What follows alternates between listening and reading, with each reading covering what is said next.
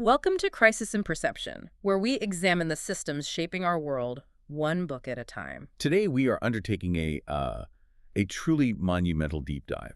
We're focusing on the very nature of human existence, and we're filtering it through the lens of language and cognition. Yeah. Our source material is drawn from excerpts of Noam Chomsky's seminal work. What kind of creatures are we? And the scope here is, well, it's precisely why this material is so critical to what we do. We are moving far, far beyond just grammar rules or how to build a sentence. Right. We're asking a fundamental systems-level question. How do the fixed biological boundaries of our own minds, of human language and cognition, how do they define the limits of what we can even know scientifically? And not just that. And perhaps even more surprisingly, the very ideals of the social and political systems we should be striving for. It connects everything. That's the core connection right there. This is where studying the mind stops being just a lab science. We're using Chomsky's, very deep, very technical insights on language. Which is our most unique human capacity. Our most unique capacity.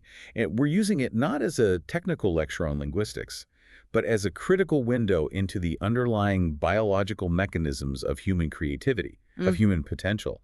It's an exercise in mechanism-based analysis. And that focus on mechanism is the heart of Crisis in Perception. We're looking at this through three intertwined systems: our biological constraints, our epistemic limits, so what we can know, and our political structures. They're all linked. Our mission today is to try and explain the processes and constraints that produce certain outcomes.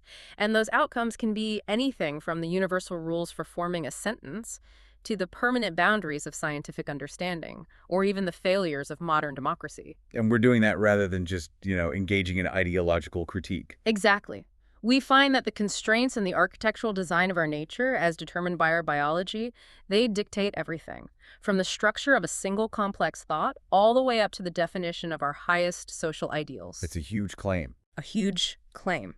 So, okay, let's unpack this with some necessary context. Noam Chomsky is, he's arguably one of the most foundational intellectual figures of the last century. He's profoundly shaped not just one field, but several. For those who might be unfamiliar, who is he, and how does this particular work manage to span such an incredible range of topics? Well, Chomsky is, first and foremost, a foundational figure in theoretical linguistics. He co-founded the entire field of cognitive science, really. He was responsible for a revolution in how we think about the human mind. The shift away from behaviorism. The huge shift away from behaviorism, yes. Yeah. Moving the focus from just observable behavior to the innate structured knowledge inside our heads. But his academic work has always been famously paired with his prominence as a political thinker, a critic, and an activist. The two Chomskys, as they're sometimes called. Right. But this book, What Kind of Creatures Are We?, is so powerful because it illustrates in explicit detail the fundamental connection between those two seemingly disparate worlds. He's trying to bridge them. He's showing they were never separate to begin with.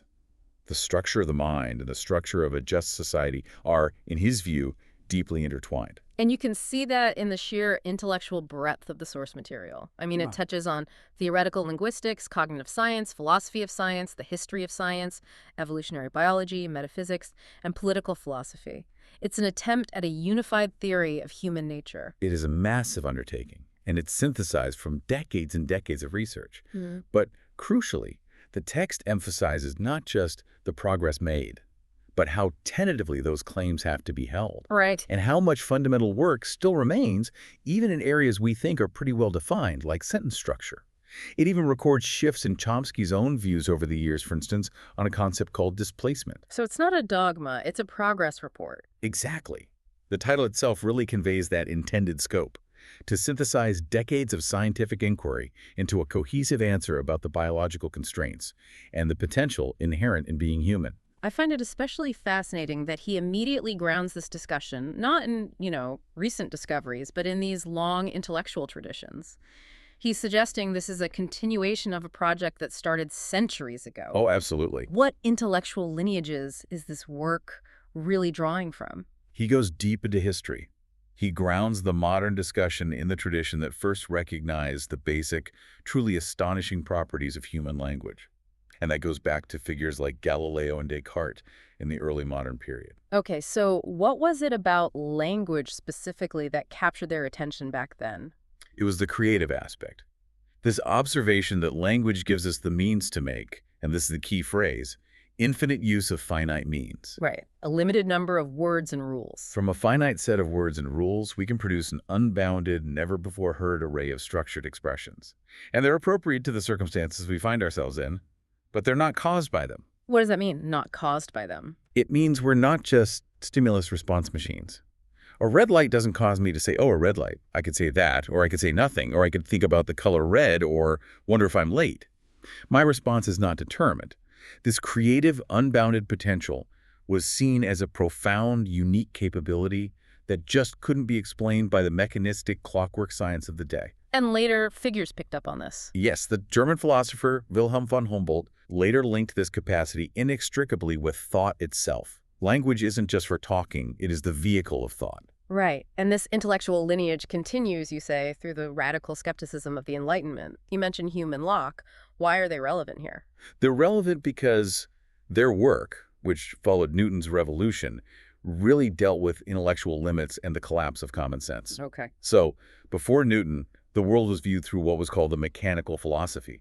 Everything was, in theory, intelligible. It was governed by contact and collision. You could imagine it like a giant complex clock. Things have to touch to have an effect. Exactly.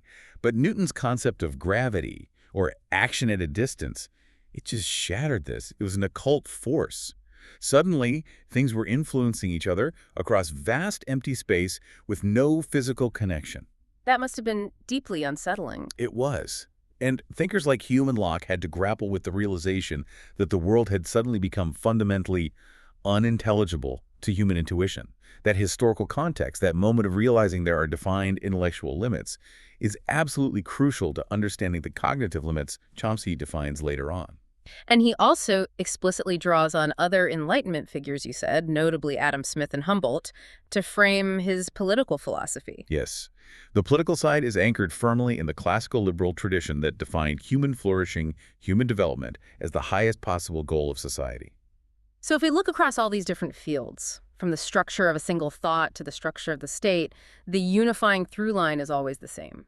It's that our biological nature, our hardware, if you will, determines the answers to the deepest questions we can ask about knowledge in society. So the biological hardware, the architecture of the mind, that's what determines the philosophical and political operating system.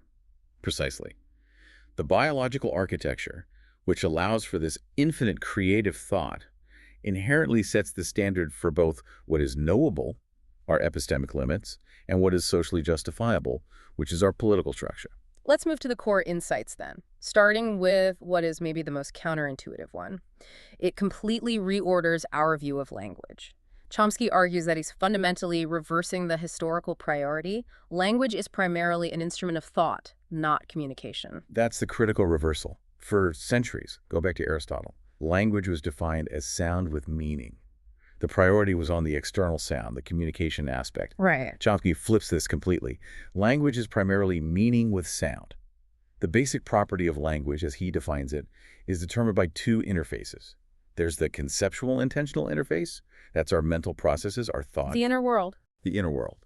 And then there's the sensory-motor interface, which handles externalization. So sound or sign if you're using sign language.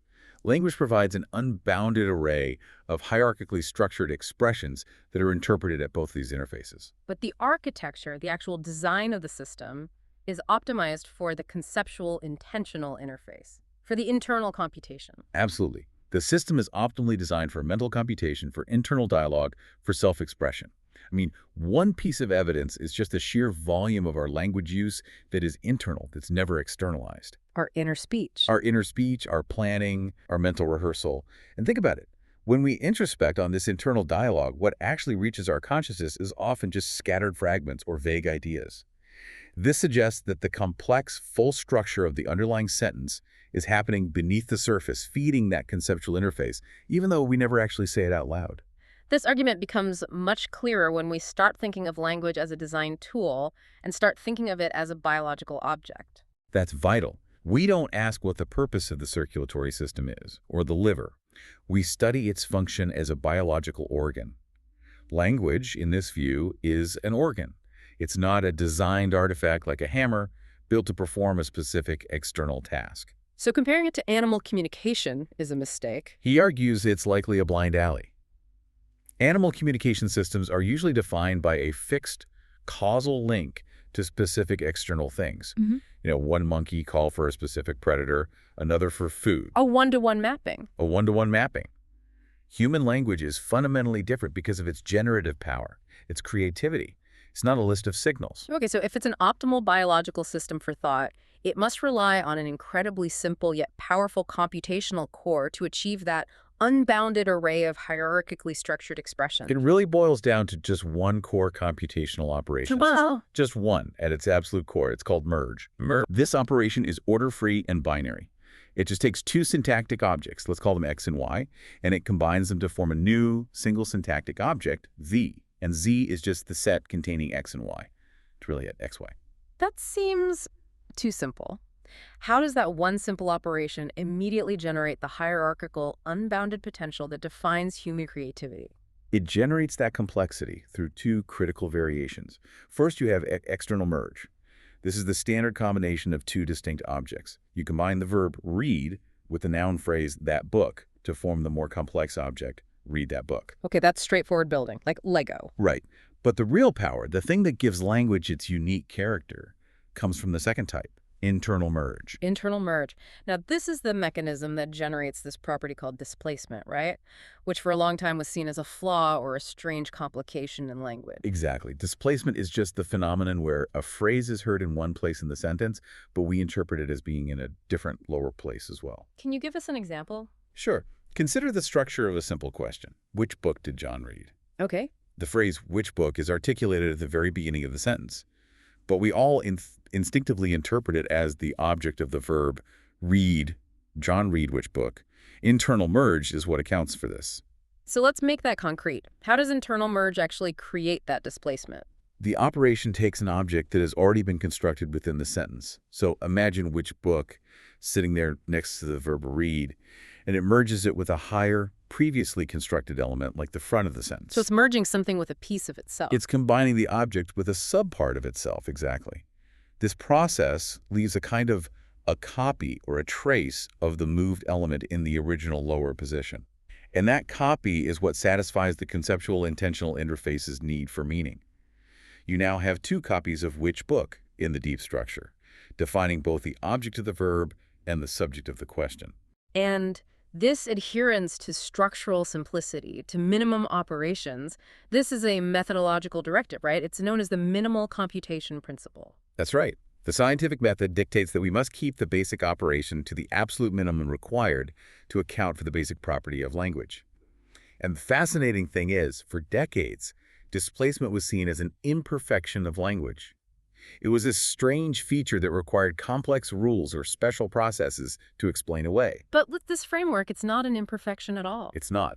If we stick rigorously to the assumption of the simplest possible operation, which is merge, then displacement internal merge is simply what is expected. It's not a bug. It's a feature that comes for free as an automatic consequence of the minimal binary operation. This has massive implications for how we think about human evolution. If the system is this optimally designed, it doesn't really look like something that developed gradually under selective pressures. That's the speculative but highly plausible hypothesis that's presented in the sources. Chomsky posits that the sudden emergence of merge, maybe through a slight rewiring of the brain that happened relatively recently, say 50,000 to 100,000 years ago, that likely provided the sudden basis for unbounded and creative thought. And this would line up with what archaeologists call the Great Leap Forward. It lines up perfectly with that moment in the human record where you see this explosion of art, sophisticated tool use, complex social structures. It all seems to appear quite suddenly. So instead of language evolving gradually, piece by piece, to improve communication, the optimal design suggests a sudden emergence, almost like a phase shift in physics. Exactly. If the system is optimally designed for computation, it strongly suggests it arose suddenly, following the internal laws of nature, rather than being molded piece by piece for some functional external use. Because that process, gradual adaptation, typically involves a lot of compromises and inefficiencies. But this system is optimally elegant. The structure dictates the function. Which brings us to a crucial third insight. And this one further supports the idea that language is optimized for internal computation. The idea that computational efficiency fundamentally trumps ease of use or communication. This is perhaps the most difficult point for common sense to really grasp. If language were primarily designed for communication, it should maximize ease of processing. It should rely on the simplest possible relationships, like minimal linear distance between words. The words that are right next to each other. Exactly. But language rules are, without exception, invariably structure dependent. Okay, let's dedicate some time to defining structure dependence, because this is where the system's deep logic really becomes visible. Structure dependence means that linguistic operations, like relating an adverb to a verb or forming a question, they don't rely on the sequence of words as they are spoken. They rely on the hidden, abstract hierarchical structure of the sentence. The linear order is just a side effect. It's just the fallout of forcing a three-dimensional structure, which is thought, into a one-dimensional medium, which is sound. The classic example cited in the sources illustrates this beautifully. Instinctively, eagles that fly swim. Right. A listener instinctively, and without any thought, associates the adverb instinctively with the main verb, swim. So the interpretation is that the eagles swim instinctively. Yes. It is linguistically impossible for a native speaker to interpret that sentence as meaning that the eagles instinctively fly, even though the word fly is right next to instinctively. Why is that impossible, computationally speaking? What's stopping us? Because the rule for relating the adverb to the verb relies on minimal structural distance within that hidden hierarchical expression. The verb swim is structurally higher up and closer to the adverb in the deep hierarchical architecture of the sentence. Whereas fly is buried inside another clause. It's buried inside the relative clause that fly. The computationally simpler operation, based on minimal linear distance, the sequence of words as we hear them, that would incorrectly associate instinctively with the immediately adjacent verb fly. And the human mind, without any conscious awareness, just ignores the simpler linear path and chooses the structurally complex but computationally efficient path every single time. So the system is always choosing deep structural elegance over surface processing ease. In every known case of conflict, yes. And this preference for structural efficiency for minimal computation is demonstrated by multiple phenomena that actually actively impede communication and comprehension for the listener. Okay, let's look at how this preference for its own internal logic creates difficulties for the listener. One of the most common difficulties is something called copy deletion. As we just discussed, internal merge creates copies for semantic interpretation, right? But we're creatures with sensor motor limitations. We can't speak in parallel. So the process of externalization, of speaking, universally dictates that only the structurally most prominent copy gets pronounced. And the others are deleted. The others are deleted, and that immediately creates a gap in the sentence that the hearer has to solve. Right, the hearer has to do extra work to figure out what's missing and where it came from. Exactly. The hearer has to figure out the original location of that deleted copy to fully parse the meaning. This forces the processing system to work much, much harder. It creates what are called filler gap problems. It creates structural ambiguities and those really irritating garden path sentences that cause us to temporarily trip up while we're listening. The old man, the boat. That's a perfect example. If the system were designed optimally for communication, it wouldn't force the hearer to perform such complex inverse calculations. But it prioritizes the computational elegance of the internal mechanism over the ease of the listener. There's another powerful demonstration of this that you mentioned, islands. These are cases where seemingly simple questions are grammatically barred. Islands are syntactic constructions where internal merge or extraction is barred, often impeding the communication of a perfectly fine logical thought. Okay, an example would help here. Let's take the construction. They asked if the mechanics fixed the cars. Now, if we want to ask about the object, we can say, how many cars did they ask if the mechanics fixed? That sounds a bit clunky, but it's acceptable. It's perfectly grammatical, but now let's try to extract the subject of that embedded clause. Let's try to ask, how many mechanics did they ask if fixed the cars? Oof. No, that's immediately wrong. My brain just rejects it. Your brain rejects it. That sentence is grammatically barred, and yet the meaning is perfectly intelligible. You know exactly what I'm trying to ask. I do, so why is it blocked? Well, it's technically barred by deep structural principles, like something called the empty category principle, which requires that the trace, the deleted copy of the moved element, must be governed or properly linked in the deep structure. In that second case, the structural configuration creates a barrier, an island, that prevents the necessary structural linkage from being formed. So the language organ, committed to its own internal rules. Committed to minimal computation and structure dependence, it prioritizes the architectural integrity of the system over the simple, communicative desire to ask about the mechanics. So to summarize this section, the evidence from displacement, from copy deletion, and from islands all shows that the fundamental design of the language organ is optimized for deep internal thought.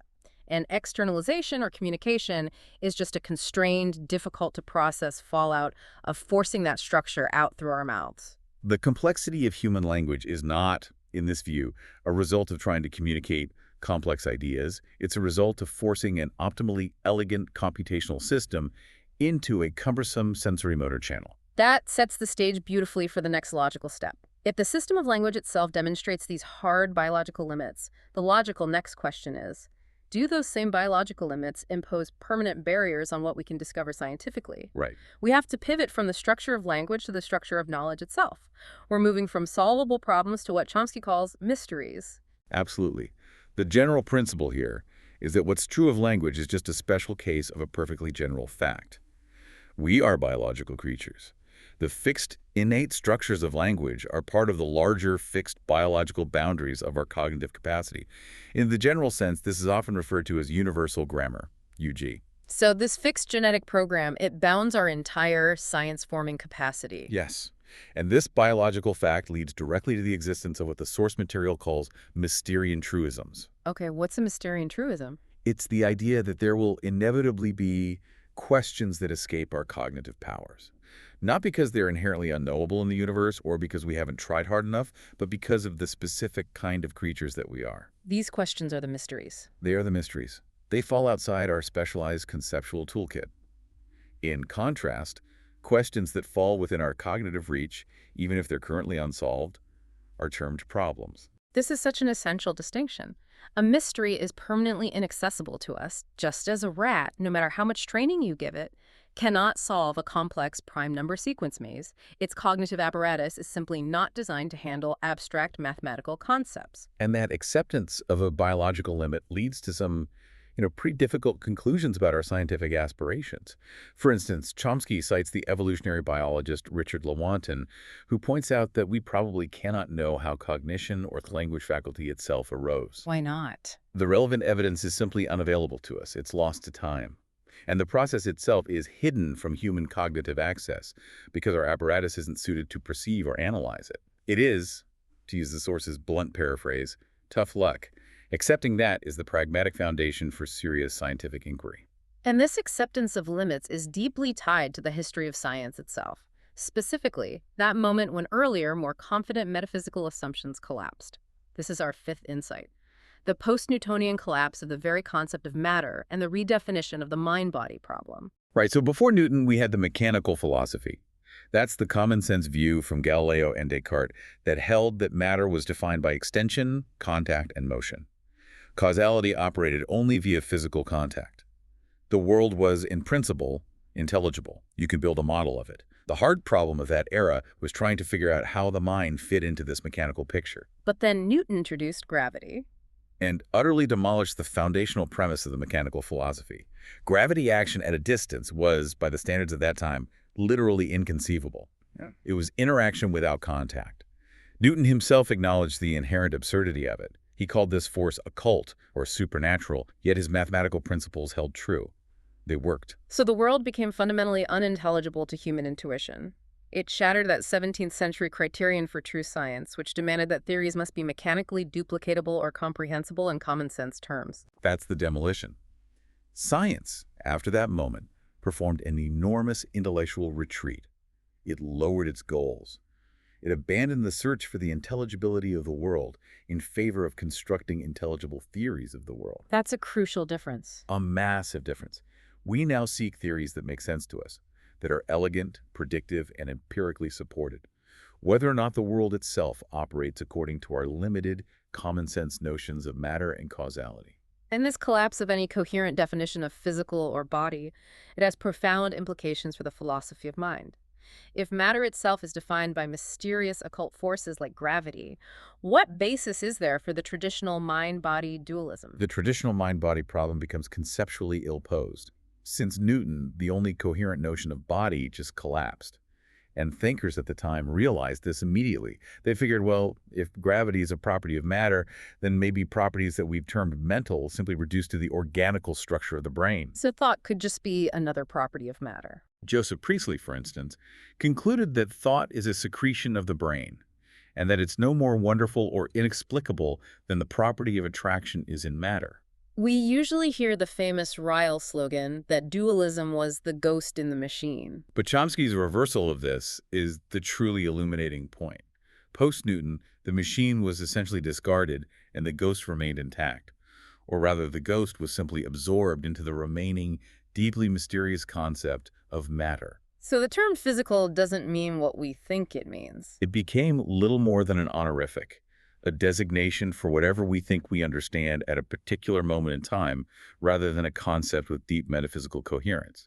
And therefore, there is no separate hard problem of consciousness. It's no more uniquely hard than explaining magnetic forces or gravity was in the 17th century. They're all mysteries of matter. Okay, we've moved from the brain as an instrument of thought, limited by biology, to the very limits of what science can conceive. Now, let's make the critical jump to the political sphere. This is the final, and as the outline says, increasingly obscure question. What is the common good? How does our biological nature define our social ideals? The political philosophy is anchored directly back in the core finding from linguistics. This unique creative capacity that is possessed by every individual, which is demonstrated by the unbounded, free use of language. If that's our defining trait. If that is the defining trait of human nature, then the common good must be defined as the absolute and essential importance of human development in its richest diversity. This definition draws explicitly from the classical liberal tradition of figures like Humboldt and Mill. The political implication of this innate biological freedom is immense. It suggests that any structure, any institution that systematically constrains this unhindered flow of creativity, independence, and full human development is inherently illegitimate. That is the central political principle. Any institution or form of coercion, especially the state, but also economic structures, must justify itself. It has to demonstrate that it maximizes human flourishing. The default position is illegitimacy until proven otherwise. So if a system stifles the very creative individuality that defines human nature, It fails the moral test. and this leads to a powerful critique of systems that promote rigid hierarchy, competition, and self-interest above all else, like, for instance, certain systems of modern capitalism. It does. What's fascinating is that Chomsky finds support for this critique in the very figure who is often invoked to champion those systems, Adam Smith. The father of capitalism. Right. But Smith sharply criticized the division of labor, which is essential to industrial capitalism. Smith argued that forcing the laboring poor into simple, repetitive operations destroys their creative individuality, and it renders them as stupid and ignorant as it is possible for a human creature to be. Wow. Smith clearly saw the system's mechanism producing a catastrophic cognitive and moral outcome for the majority of producers. The system was systematically degrading their humanity. Precisely. Systems that stress self-interest over cooperative endeavor and human flourishing fundamentally hinder essential development. They treat humans as tools, not as free agents. And the resulting political ideal that seeks to sweep away these obstacles is libertarian socialism. Explain that term. It's based on cooperative labor, on workers' control of the means of production, and a social life that revolves around voluntary associations. All of it designed to maximize the individual's creative life. So this ideal of libertarian socialism, therefore, is rooted not in a 20th century political ideology, but in the classical liberal tradition of Humboldt and Mill. Yes, and extended through later figures like the anarchist Bakunin or Rudolf Rocker, and even the American philosopher John Dewey.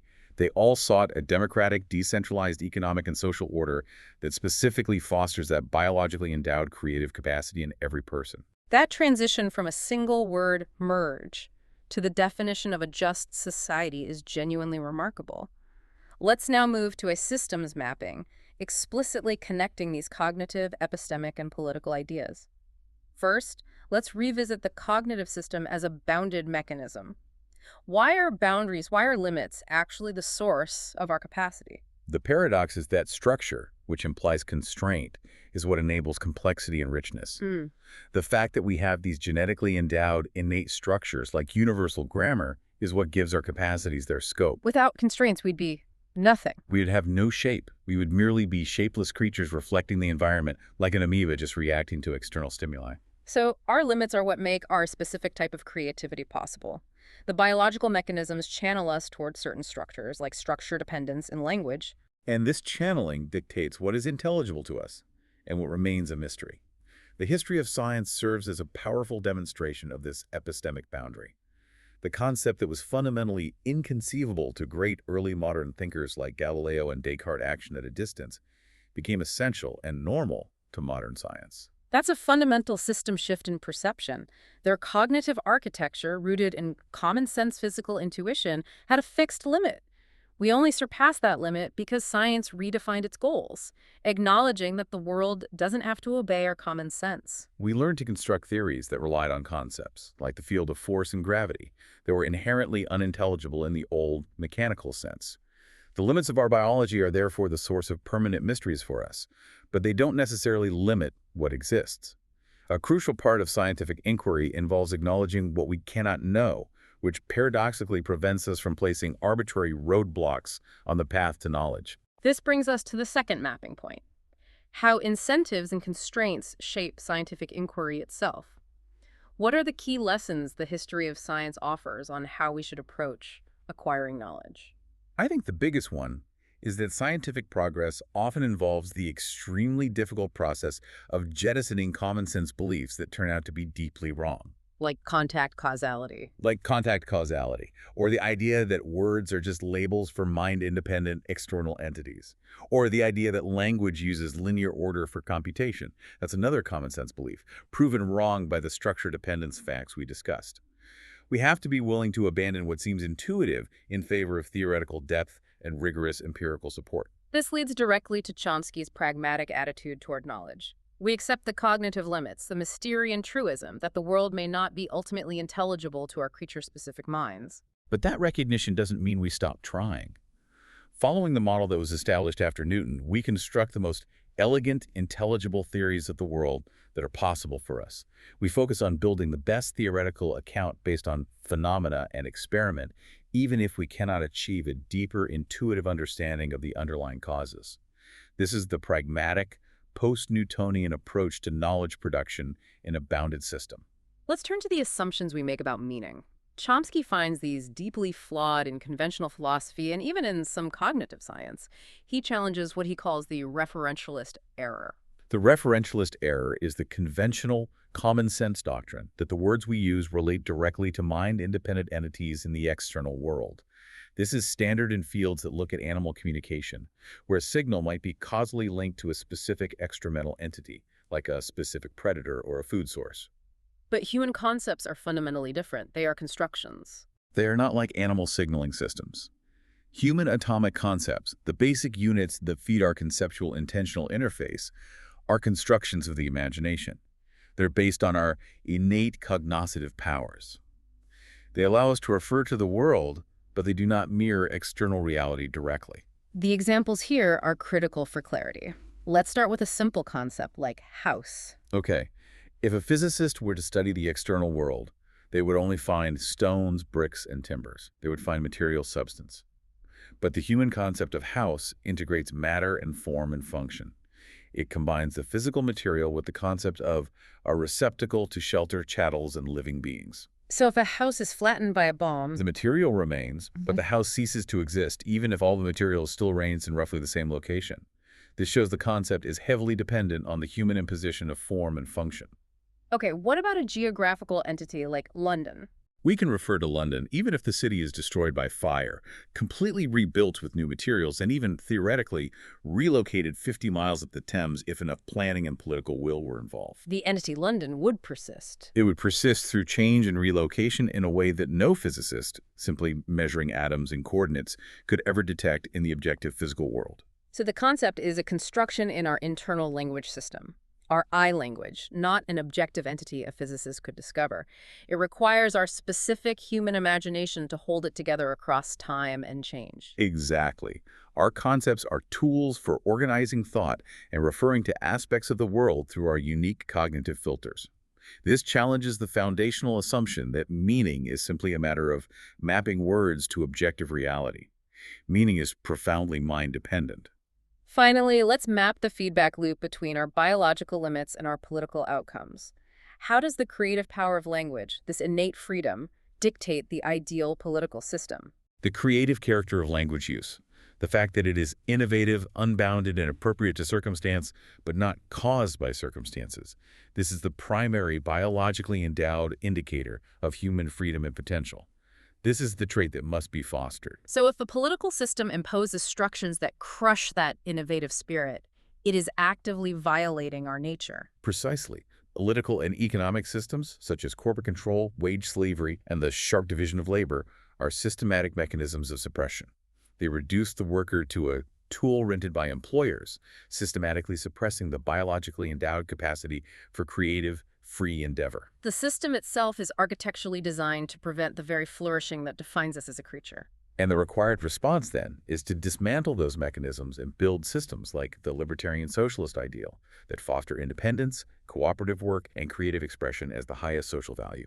Let's move to the implications of these deep ideas for our world today, starting with modern science and the explosive growth of artificial intelligence. How does the finding that language prioritizes minimal computation challenge current approaches in AI? The fact that language design favors deep, structure-dependent computation presents a massive theoretical challenge to contemporary computational cognitive science, particularly in machine learning. Much of today's AI and machine learning focuses on analyzing big data vast quantities of language strings, or e-language, and looking for patterns. Patterns of linear distance, statistical probabilities, co-occurrence? They are essentially looking for the simplest linear rules, which is exactly what the human language faculty ignores in favor of structural rules. If the core rules of language are invariably structure-dependent, and if a human child instantly knows this without having to be taught or exposed to data proving it, then language acquisition simply cannot be achieved by statistical analysis of data or linear models. It sounds like the computational approach is fundamentally misaligned with the phenotype they're trying to model. They're looking for patterns in the one-dimensional output, the sound waves, to explain a three-dimensional internal structure. That's the structural critique.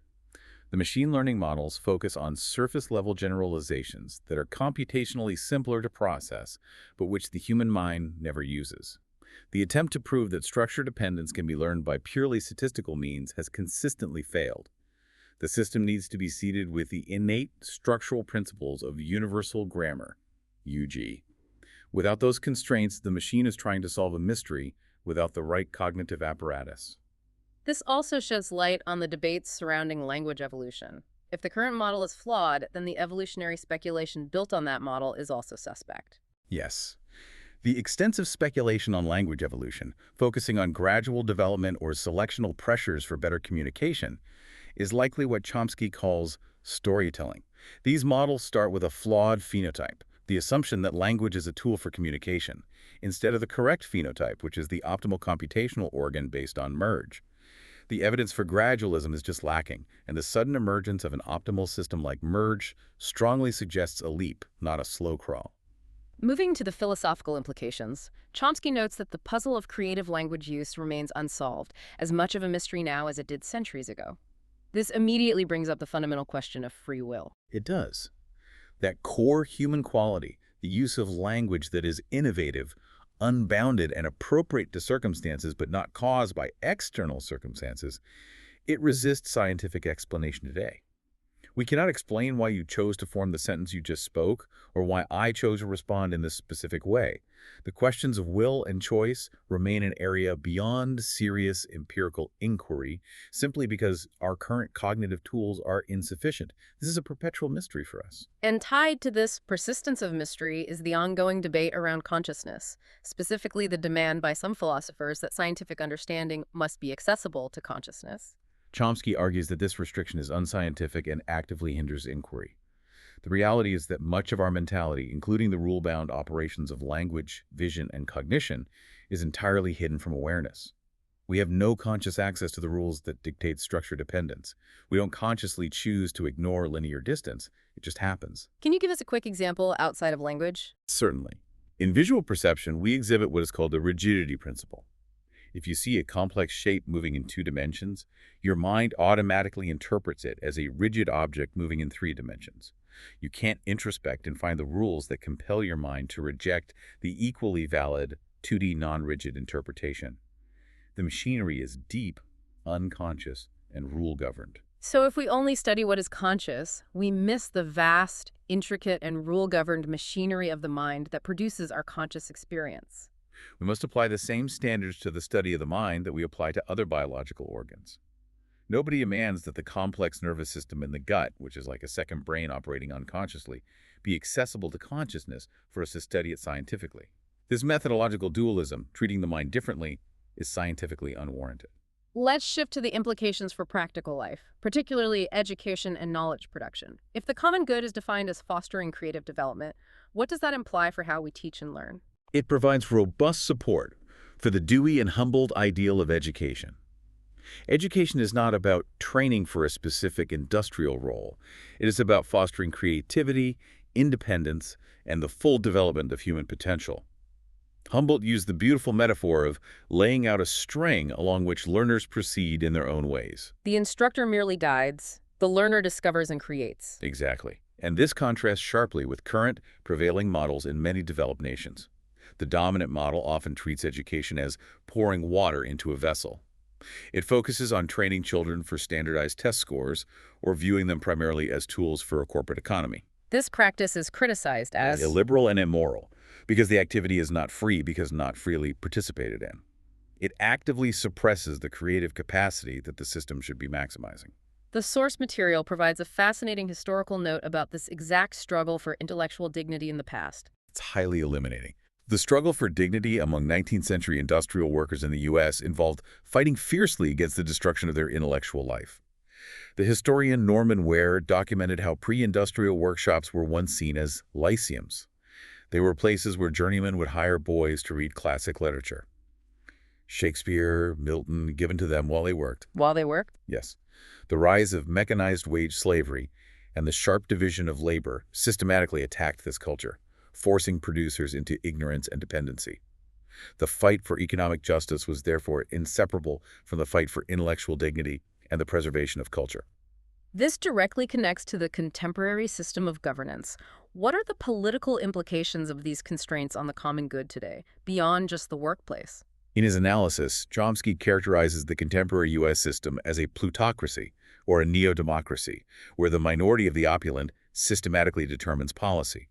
This effectively disenfranchises the majority of the population. And this isn't just rhetoric. This is based on political science findings. We need to be specific about the data here to maintain our system's focus. What mechanisms are at play? Well, research in political science, notably the work of scholars like Martin Gilens and Benjamin Page, demonstrates that the correlation between the preferences of the bottom 70–80% of the income and wealth distribution and actual policy outcomes is statistically near zero. Near zero. The system is structurally unresponsive to the needs and desires of the majority. The mechanism that produces this outcome is that concentrated wealth determines political lobbying, campaign finance, and media framing, which keeps undesirable issues off the political agenda entirely. So the system operates by keeping issues off the political agenda, regardless of massive public support. That is the crucial constraint mechanism. Yeah. The definitive example cited in the excerpts is healthcare. Despite very high public support, upwards of 85% favoring government negotiation of drug prices, for instance, this fundamental policy is systematically kept off the agenda. Because corporate interests and wealthy donors override the popular will. It's a clear structural example of a system that violates the common good by suppressing democratic expression and acting against the interests of the developed populace. And the state, which should be the protector of the common good, often acts as an instrument of corporate interests. This leads to a complex systems dynamic. Which leads to the interesting anarchist paradox. Anarchists who are fundamentally opposed to coercion and concentrated power, including the state, may paradoxically support state power. Things like environmental regulations, minimum wage laws, or social protection. A shield against what, exactly? A shield against the savage, predatory institutions of concentrated private capital. Chomsky argues that in historical contingencies, the state, even with all its flaws, can serve as a necessary barrier, protecting the vast numbers who are marginalized from the worst ravages of unchecked capitalism, which is relentlessly dedicated to maximizing private gain and domination. So, an anarchist might support the state imposing a high minimum wage, not because they believe in the state, but because the state is the only current mechanism powerful enough to constrain a more fundamentally coercive institution, the modern corporation. Exactly. It's a choice between two forms of coercion, where one might temporarily mitigate the other's worst effects. It is a consistent application of the anti-coercion principle in a non-ideal constrained world. They seek the destruction of power centers, but in the short term, the threat of concentrated private capital is often more immediate and destructive to human development than the constraint imposed by a state, which is at least in theory responsive to public opinion. Let's step back and situate these complex, interlinked ideas within the broader themes we explore on crisis and perception. How does this Chomskyan framework redefine the tension between systems and individual agency? The core conflict is explicitly structural. The political and economic systems, capitalism, corporate control, neo-democracy, are viewed as coercive architectures that systematically thwart the individual's biologically based right to full creative development. So agency isn't just about individual choice in a vacuum. It's about the systemic constraints that prevent the full realization of our innate human potential. The potential for unbounded creative thought that merge enables. Absolutely. The system itself is the mechanism of suppression. Therefore, the pursuit of the common good is an architectural challenge. It's about dismantling these suppressive systems and establishing cooperative structures that allow the individual's creative capacity to flourish unimpeded. Second, we see a recurring pattern of limits hidden inside common sense explanations, forcing us to look deeper. This is the unifying epistemic theme that runs from the 17th century to today. Just as Newton showed that the common sense view of matter, contact causality, was totally untenable, Chomsky shows how our common sense views of language, that it's for communication, that words map to objective reality and politics, that elite rule is necessary, obscure the underlying systemic constraints. In language, the constraint is deep computational efficiency. In politics, the constraint is structural corporate capture and the aristocratic conception of governance. These surface-level, common-sense explanations are profoundly misleading. They give us a distorted picture of reality. The essential art of science, as the physicist Jean-Baptiste Perrin described it, is the reduction of complex visibles to simple invisibles. Chomsky provides us with the invisible underlying structures for language and, by extension, society. Finally, how does this biological structure, this fixed definition of what we are, shape social possibility? The fact that human creativity is unbounded, innovative, not caused by external circumstance, is the foundational biological truth about our nature. This biological fact fundamentally dictates that true democracy cannot be passive, or representative in the current constrained sense, or dominated by an elite minority. It must be participatory and decentralized to respect our nature. Yes, systems must be built on workers' control, on voluntary association, and on deep public participation to respect the dignity of the producer as a free person, not merely a rented tool to be exploited or a subject to be governed by a distant elite. The biological fact of our innate creativity is fundamentally the moral argument for libertarian socialism. We began this deep dive by questioning our very nature through the lens of language, following Chomsky's framework for analyzing human limits and potential. And we found a profound, if sometimes humbling, truth. Our cognitive apparatus is optimally designed for internal thought for generating unbounded hierarchical structures via the simple operation of merge, often at the expense of external communication efficiency. This architecture is fixed and constrained by our unique biology. We saw how this fixed structure imposes permanent limits on our scientific knowledge, leading to necessary mysteries, questions that are simply outside our specialized conceptual toolkit, much like the collapse of mechanical philosophy demonstrated limits for previous generations. But the key lesson, borrowed from the pragmatic attitude of post-Newtonian science, is that accepting our cognitive boundaries allows us to focus our efforts on building theoretical accounts that are intelligible to us, rather than fruitlessly striving for a world that is completely intuitively intelligible to us. This pragmatism is the foundation for knowledge acquisition in a bounded system.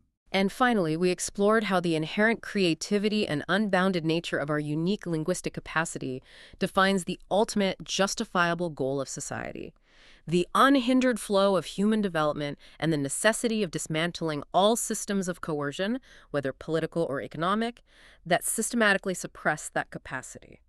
The entire system, from the neuron to the state, is deeply interconnected through the structure of our nature. And it forces us to ask a final provocative thought. If the design of language prioritizes deep, hidden computational principles over the surface-level demands of communicative efficiency, What if the opaque political and economic systems we observe are similarly governed by deep, computationally efficient principles, efficient for the elite, that inherently disregard the surface-level communicative and needs-based demands of the majority? A deeply unsettling thought, but one essential for understanding the structural constraints shaping our world and the nature of the creatures we are. This deep dive was based on excerpts from Noam Chomsky, author of What Kind of Creatures Are We? If you found these ideas valuable, we encourage you to read the book yourself, support the author, or check your local library for free access. This project is free and publicly accessible. If you'd like to support the time, tools, and research behind crisis and perception, you can become a supporter on Patreon. For a shorter, visual overview of this topic, see the mini explainer linked in the description. If you enjoy this kind of systems-level analysis, please like, subscribe, and comment with books or topics you'd like us to explore next.